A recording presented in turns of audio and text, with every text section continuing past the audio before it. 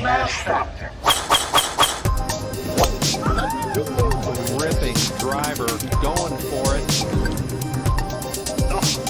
Oh my goodness. How about that tee shot? That is crazy how far that is. Wow. John Daly, take a back seat, big fella. How about that drive? That's an aggressive line. Man, that is beyond long. Look at this. He's just driven the green. He has just driven the green. I guess hello world, huh?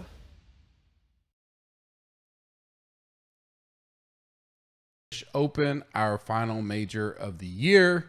It is a Sunday afternoon, getting out a little early with the pricing out early, and was researching last night, and just withdrawal after withdrawal keeps happening. We had more this morning.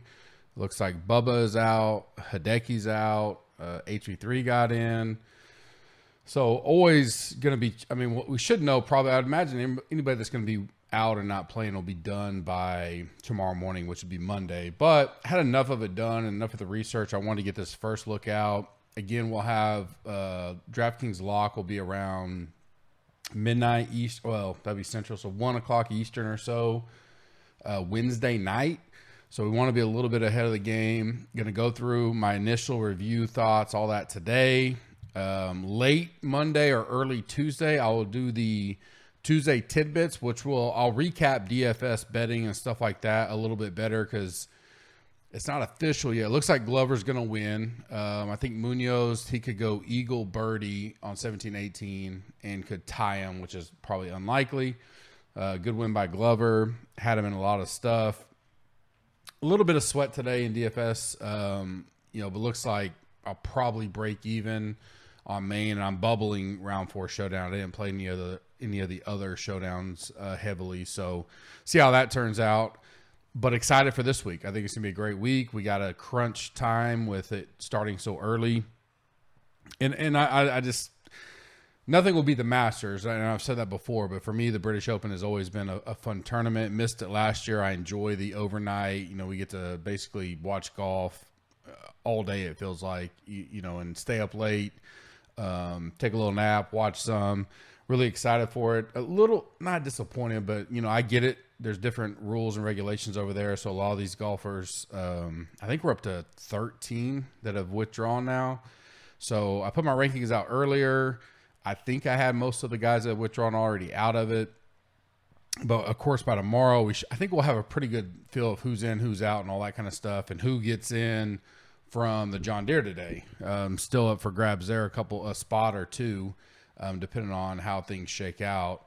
Or alternates may get in, depending on, like Kevin Na's up there, but he's already withdrawn, so he's not going to play in it. So who knows how that's going to shake out. It'd be interesting to see how we get this last 30 minutes or so. But want to get this knocked out and going. Again, Shank is hanging in there. He's not going to win it. We had him 200-1, but hopefully hangs on to the top 5, which was 22-1. That's better than some outrights out there. So I'll take the 22-1 and run with it. That'll save our week, no less. Looks like Munoz will beat Haggy as well, depending on how his last 2 goals go. I had Munoz today in the outright or matchup deal. So looking forward to that. See how all that shakes out. Hopefully Shank hangs on to a top 5 to get us a 22-1 hit. Reminder, use the code BRITISH for 30% off any package. Includes a 7-day free trial. So join us today. You get all next week free. If you decide we're not good, we're not worth the shit, then you can withdraw or cancel, never get charged. I think you'll enjoy it. I think everything we got coming, lots of work this week on the back end stuff, upgrading the optimizer, our green machine, to include the stacking features. I used it for MLB Friday, UFC yesterday, NASCAR today. It's going well. Can't wait for you guys to get it. I think we're going to try to at least have it out for the British Open, because I think depending on weather and draws and all that kind of stuff, we could have some stacking options there that may be beneficial to us. So 30% off, use the code BRITISH, 30% off any gear. I got the hat on, shirt. We got HV3. Got in today with the Bubba withdrawal. So he will be at the Open. Let's buy some shirts there. I want to get those sold out so I can cut him a check for the HV3 Foundation. Always a good deal when we can help out some charity. Rate and review us on iTunes. I will do the giveaway Wednesday or maybe late Tuesday night. I'm kind of moving everything up about 6 to 8 hours from normal just because of when it locks for rate and review us on iTunes. And I will give those away on the Movers and Shakers podcast late Tuesday or Wednesday. I will at least give away 3 winners from rate and review us on iTunes alone. So all you got to do is get in there, give us a 5-star, give us a rating, put your whatever DK handle or Twitter handle or Slack on if you're in the premium community, and I'll find you one way or another. Subscribe and like this video on YouTube, goes a long way. Leave in the comments on this video who you want to fade in the 9K range. I think that'll be an important range this week. The 10K range will as well. We'll get into that, but I want to know who you want to fade in the 9K range. Listener League is up. It'll be in the audio podcast of this. 600 spots this week, $1,000 the first place, 3 max per usual, limited rake and flat payouts. Let's fill this up super quick just to kind of, we want to push for some nice football contests here in the fall. And then once we get to Masters next year, like I like to get up to 1,000. I want to be able to go to DK and say, hey, we'll fill 1,000. Let's get that rolling. I'll review last week's winner on Tuesday tidbits as well. Course preview. I know my man Kenny Kim will kill it over on his podcast as well as the write-up.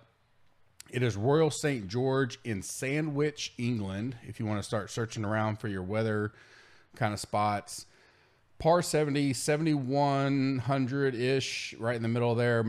Could push out to 7,200 depending on the tee boxes. 2 par 5s, 4 par 3s. It's hosted 14 Open Championships. The last 2 was 2011, Darren Clark won. 2003, Ben Curtis won. In 2011, our leaderboard was Clark at 5 under, DJ at 2 under, Phil at 2 under, Thomas Bourne at 1 under, Campbell even, Fowler even, Anthony Kim. Shout out Anthony Kim, Boomer. I wish he was still around. He was even. Those were your top 5. Garcia was there. Glover was there. He could become real popular after today's performance or this week's performance. Keimer, Stricker, Zach Johnson, Schwartzel, Webb, Y.E. Yang. All those guys were in the top 20. A lot of blind or partial blind spots here. Deep. Some say the deepest pot bunkers of any of the open rotation courses. Greens will be firm and fast. To use lingo over there in a couple articles I read, running golf as compared to target golf. So I think they want the ball to be running hard. If you're hitting shots in low or whatever, it's going to run out. Firm and fast greens. If you're looking at putting stuff in general, it's a fescue type, so it's hard to really nail in what kind of greens it'll be compared to here. I'd more focus on courses that have firm and fast greens. I think that would be the best thing if you're wanting to get that in depth. Weather-wise, it's going to rain really every day. It's raining right now, rain all the way up until the tourney, and then it's pretty nice. Decently to somewhat strong north winds, the same wind direction all 4 days of the tournament so far. So that will help us as we map out the course, look at draws. Is there potential? Right now, I don't really see a wave advantage because Thursday and Friday look identical when you flip and flop the potential draws. So, which would be nice. Like the British Open in past, we've had times where we've had to deep dive into that and it gets very cumbersome, but I personally don't see a wave advantage right now, but it's super early. Obviously we'll be live. I'll be live all the way up until lock Wednesday. I won't go to sleep until we at least lock, maybe take a little nap, but I'll be live in the Slack that night all the way until things go. So I'm excited for it. Really looking forward to it. I've made plans, told the wife, hey, I'll be up all night, most of the nights watching the golf, and then taking little naps throughout the day. Cut, I have it +2, and I have the winner -7. Maybe a little aggressive on the winner. We've only had 5 guys in 2003 and 2011 combined shoot under par in both the tournaments. So Clark shot 5 under. Curtis shot 1 under. He was the only one to shoot under par in 2003.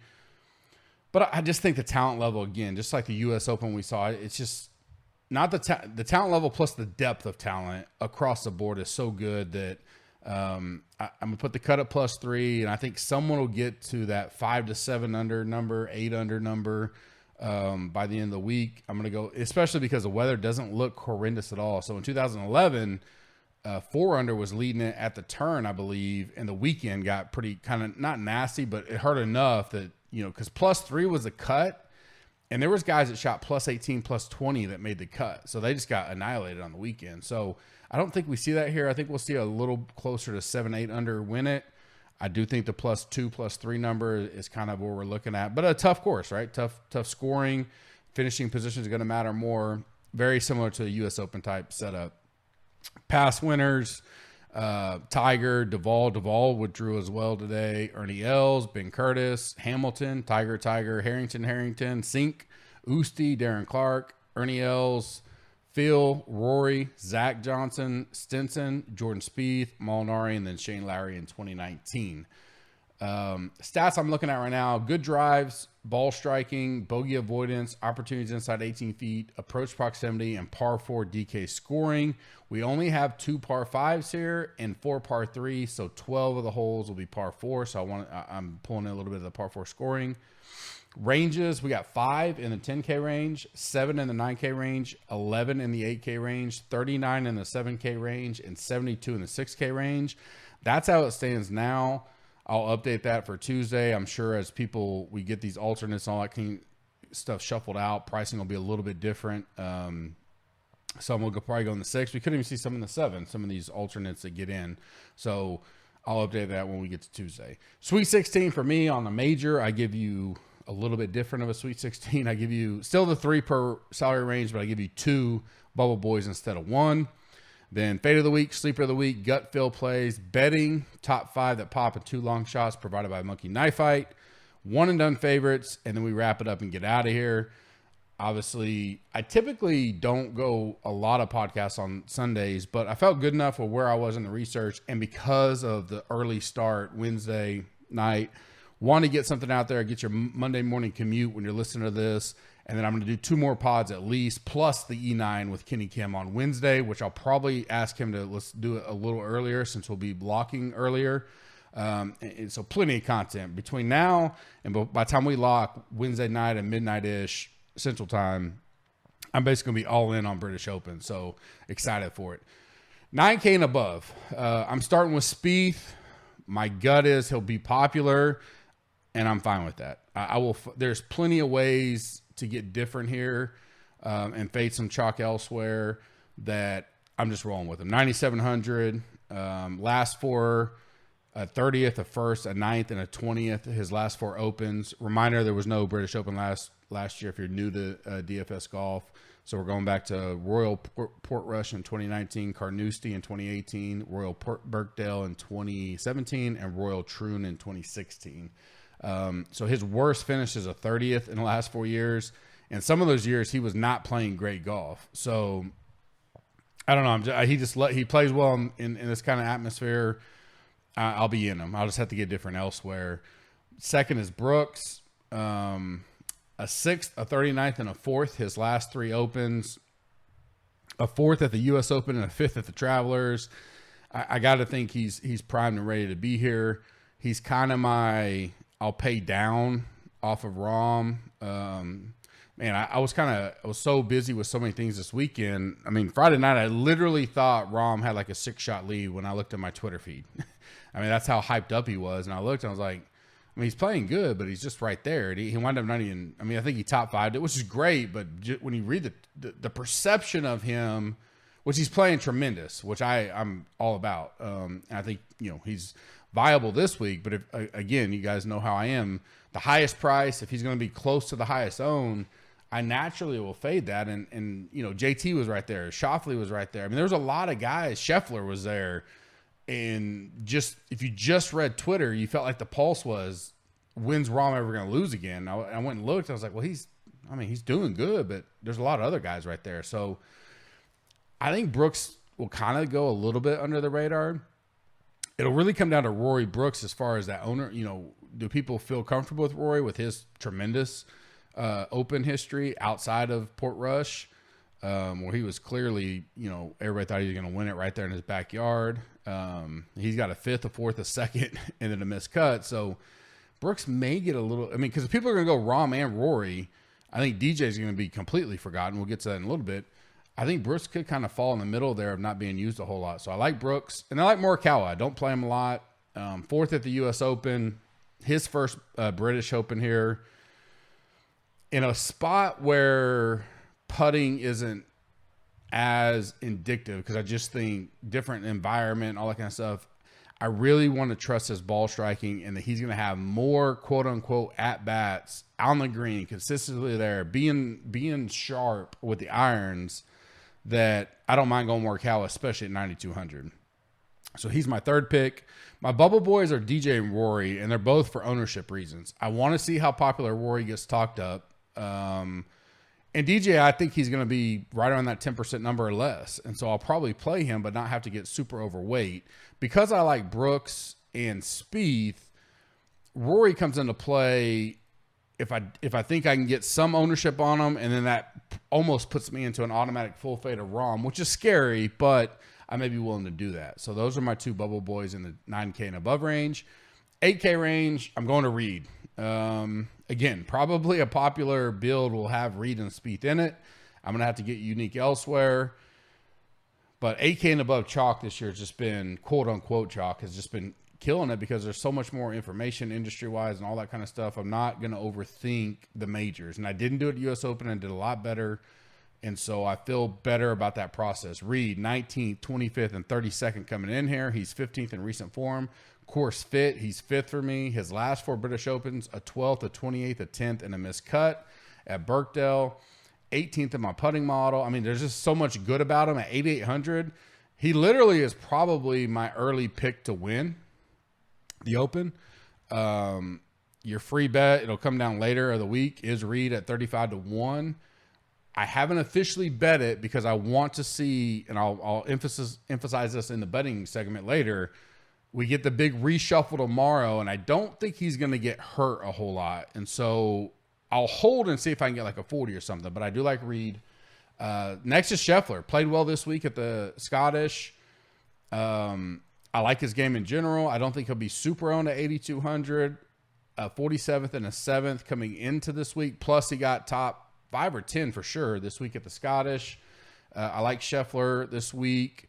Cantley, 8,900 seems like a good price. A 12th and a 41st at his first 2 British Opens.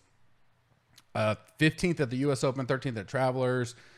Not much I can hate about him. He's pretty consistent. I like him in general. I think the price is a little low for this. It's very soft pricing, this quote-unquote soft, flat, however you want to describe it, pricing. I like Cantley this week. Bubble boys for me are Finau and Fleetwood. Side-by-side in my rankings. Finau's last 4, 18th, 27th, 9th, and 3rd at the British Open. But his form has not been great in the States recently. A miscut at the Open, miscut at the Travelers. Does that give us some ownership leverage? If you give me a sub 15% $8,400 Finau at a major, I'm going to play him. I just think that's a good play in general. Hopefully he's got everything together. And he's played well at the British Open. I mean, his worst is a 27th in the last 4 years. So I'll take that at 8,400. Fleetwood consistently gotten better in the last 4 years at the British Open. A miscut, then a 27th, a 12th, and a 2nd.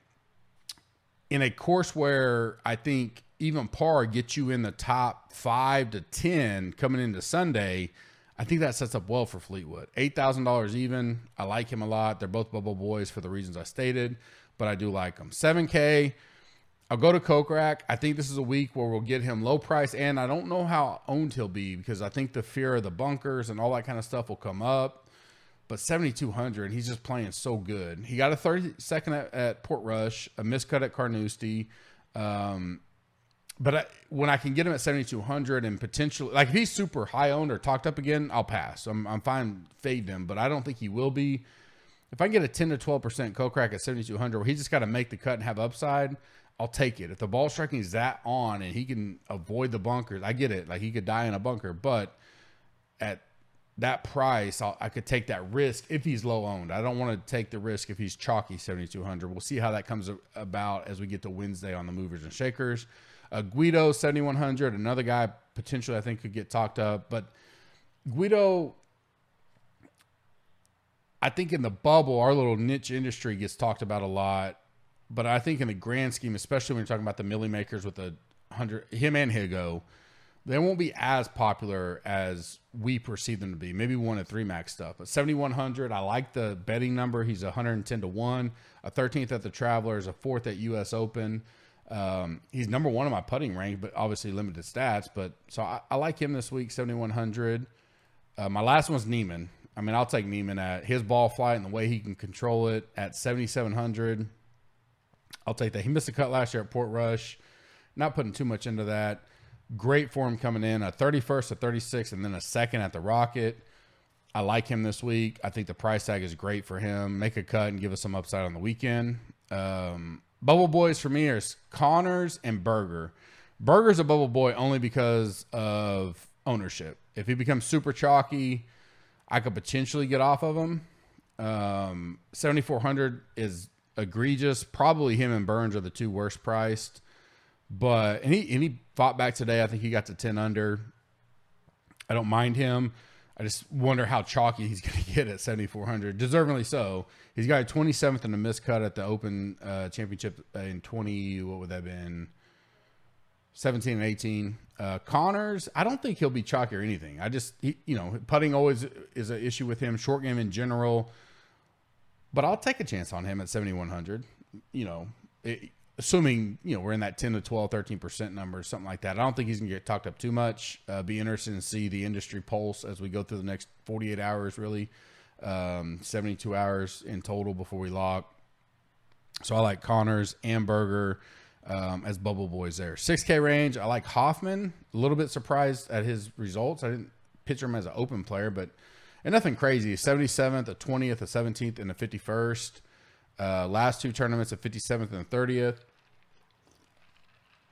Really playing great golf in general. So at 6,700, when I'm in that 6K range, if I'm looking for some value, I just like him in general. So I'll play him. If it's a windy situation, he plays well in Texas.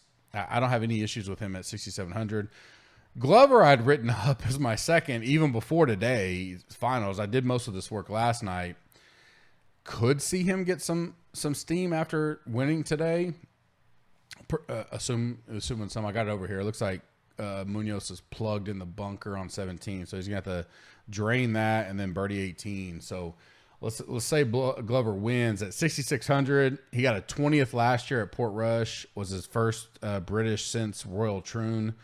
So I like him a lot. I just wonder what's going to happen with his win now at 6,600, but I do like him. In sync, I like him. I think he'll probably be popular. A miscut, a 24th and a 20th, his last 3 British Opens, a 57th and a 30th coming in.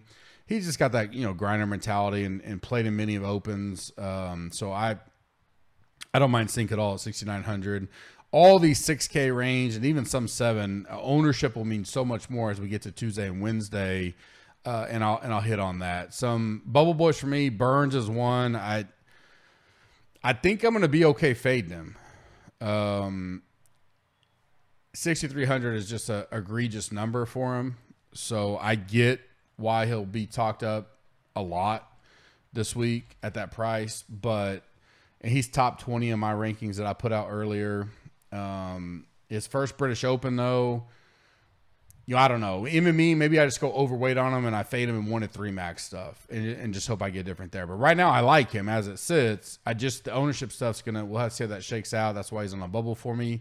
And then Chan Kim, we rode him at the US Open, missed a cut, but I just like his history and everything he's got. I don't mind going back to him. Being overseas, 6,200. I think he's a great MME play. Nothing more, but I do like Chan Kim this week. Fade of the week for me is Bryson. I'm just not going to mess with Bryson at all. 9,900, no thanks. Miscut, 51st miscut, his last 3 Opens. Just did the swimming pool thing with his new caddy, which is here and there. I don't really care what he does. At least he's trying. I don't really care about that. I like Bryson a lot, personally. I don't like him for this setup. I think all the variables that come with the British Open, I'm sure there's no green books there, and he's going to have to figure all that stuff out. A new caddy as well, working on that relationship. I could see Bryson making a deep run in the FedEx Cup. We'll keep that in mind, but I don't like him this week. 9,900, no thanks, no Bryson. Sleeper of the week for me is Richard Bland. Grinding, just grinder. He played well again this week. Maybe he gets mentioned a little bit this week. I don't think he'll be too much. I just like him in general. I've had my eye on him in a few tournaments. He finished 50th at the U.S. Open. I played some sprinkles of him there. A 22nd at Birkdale was his only Open since in the last 4. I just think that's a good price, and maybe a guy we don't see as much ownership on when you got all those other guys I mentioned. Griot's $100 cheaper than him. Hoffman's $100 cheaper than him. So Siwoo Kim's $100 cheaper to him, although he withdrew this week with back issues or whatever. So we'll see how that turns out. So I like Bland at 6,800 for a potential sleeper of the week. Gutfield plays. I'm going like veteran, scary guys this week. I don't know why. They just all seem to be popping. I'm going Fowler 7,300, Jason Day 7,700, Garcia 7,600, Zach Johnson 7,000. They're all seem to be moving towards good recent form. They've all played well at British Opens. They're veterans. They know how to grind it. They're all cheap, 7,000 to 7,700. I don't think they're going to be, any of them are going to be really talked up a lot. Maybe Fowler, maybe a little Zach Johnson, but nothing crazy. I like all 4 of those guys in my gut feel plays of the week. Betting top 5 that pop and 2 long shots provided by Monkey Knife Fight. Go to gupscorner.com/affiliates. Get 100% match up to $50 on your first deposit. My top 5, and use the code GUPS, GUPS on that to get your 100% match up to $50. My top 5 that pop, I like Morikawa at 28 to 1, Reed at 35 to 1, Scheffler at 50 to 1, Neiman at 60 to 1, and Cantley at 33 to 1. Haven't made any bets yet. I will be betting Reed.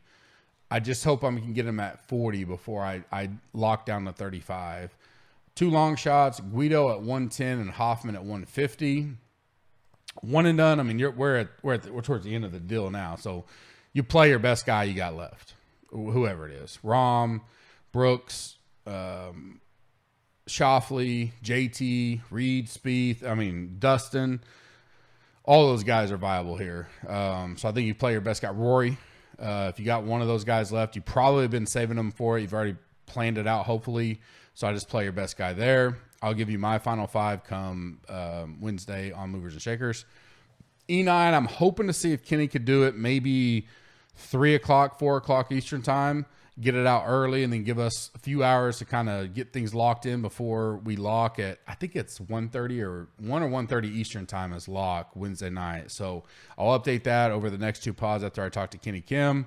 Don't forget British, 30% off, free trial. Tons of stuff coming out for football. NASCAR's crushing. MLB's doing well. UFC, great night for Tommy. A few bad breaks. I think there was only one, as defined by DraftKings, one underdog won or something. So it was a little bit of a weird night last night, but still great work. His cash cores were money. So all our sports are hitting on. We got NBA tonight, game 3 of the finals. That'll be fun. I've enjoyed this series so far. I kind of think the Bucks show up at home, at least get it to 2-1. It's so hard to get unique in those showdowns. It's fun to at least strategize it and talk about it in our GC Warrior room over in Slack. So come join us for the week. 30% off, and it's free. So if you don't like it, 7 days from now, cancel, never get charged. I will have another pod out either late tomorrow or Tuesday morning, and then I'll do the Wednesday Movers and Shakers either late Tuesday or Wednesday morning, depending on how things are going. I want to get you guys the best information as late as possible, but in time to digest it and go through it all. Looking forward to the British Open. Again, it's one of my favorites. Can't wait to hang out with you guys all week long. Have a blessed week and a blessed Sunday. Thank you.